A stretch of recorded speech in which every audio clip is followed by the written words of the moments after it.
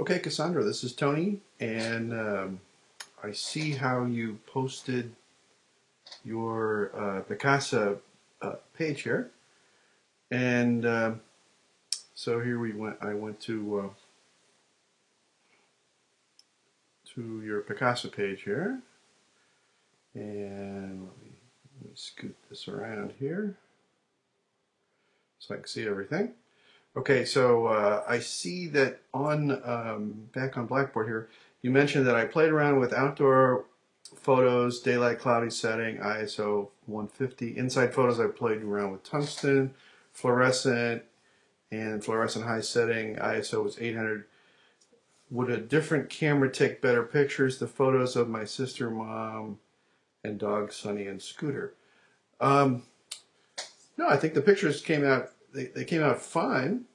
I'm glad to see that you were playing around with the tungsten and the fluorescent settings, and also for outside for daylight and cloudy.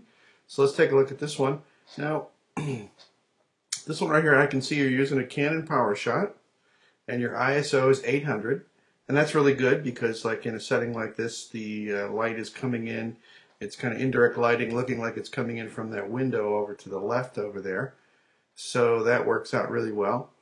It looks like that maybe there's a little bit of noise. That's, some people get upset about, like right here on the keyboards or whatever. But for the most part, when you're using a point-and-shoot camera,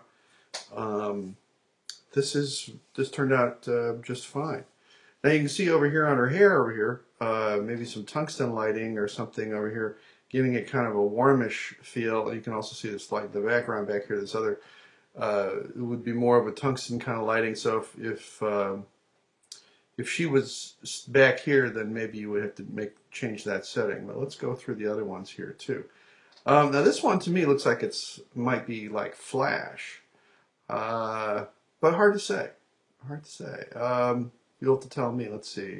Oh, it says flash used. No. Okay, yeah. So it wasn't flash. So. Whatever, but you did set the right ISO for something like this where it's underneath like a table like this. And so so when you're shooting something like this, a PowerShot, point and shoot camera at ISO 1600, you can tend to get this a little bit of kind of a noisy look to the pictures. But unless it bothers you, it's really not bad. I think it's really just fine. Now something like this, when you have dogs out running around, usually you want to stop the action, and 250th of a second, as it says right here, is really not enough to stop them from running. So perhaps what you would need to do is to set your ISO a little bit higher to stop the action of them running, so that if you set your ISO higher, like around 400, 800, then this, instead of 250th, it would be 500th or 1,000th of a second. That would definitely stop the dogs running. Can't tell what white balance you used, but hopefully it was something like in the shady range or something for outside. And the same thing here, when you're, like in most cases when you're outside and you're shooting pictures of people, ISO 200 is just fine. But if you're trying to stop action, you got to set that ISO up a little bit higher. Okay. All right. Now, yeah, so you can see right here in full sun, you get that ISO 80. That's perfect for that. And, and she's not moving around really fast, and so that works out really nice. Okay. And then the next one here, same kind of thing. You got a combination of full sun, and it looks like she's a little bit in the shadows right there too. But yeah, in terms of working with your ISO and white balance, it works out just fine.